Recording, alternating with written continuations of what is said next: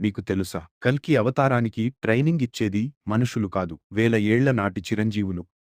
హిమాలయాలు కేవలం మంచు పర్వతాలు మాత్రమే కాదు, అవి రహస్యాలకు నిలయం, శాస్త్రవేత్తలకు అందని, సామాన్యులు వెళ్ళలేని ఒక అదృశ్య ప్రపంచం అక్కడ ఉంది. దాన్నే సిద్ధాశ్రమం లేదా జ్ఞానగంజ్ అని పిలుస్తారు. ఇక్కడ సమయం ఆగిపోతుంది. ఇక్కడ నివసించే యోగులకు మరణం లేదు.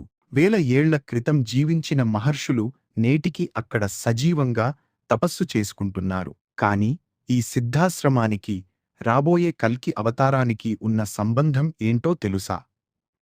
పురాణాల ప్రకారం భూమిపై అధర్మం పెరిగిపోయి కలియుగం అంతానికి చేరుకున్నప్పుడు భగవంతుడు కల్కి రూపంలో జన్మిస్తాడు. అయితే ఒక సాధారణ మానవ బాలుడిగా పుట్టే కల్కికి సర్వశక్తివంతుడైన దైవంగా మారే శిక్షణ ఎక్కడ లభిస్తుంది?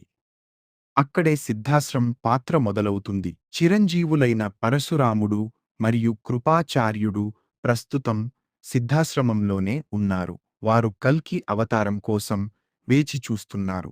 కల్కికి వేదాలు, పురాణాలు మరియు అత్యంత శక్తివంతమైన మాయాస్త్రాలను, డివైన్ వెపన్స్ ప్రసాదించేది ఈ సిద్ధాశ్రమ యోగులే.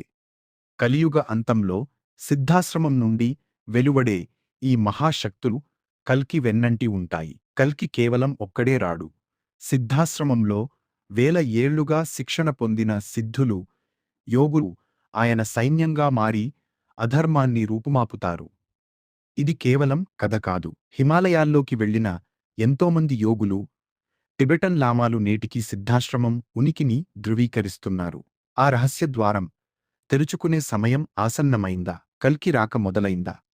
మరిన్ని ఇలాంటి పురాణ రహస్యాల కోసం ఇప్పుడే డివైన్ లెజెండ్స్ తెలుగుని సబ్స్క్రైబ్ చేసుకోండి.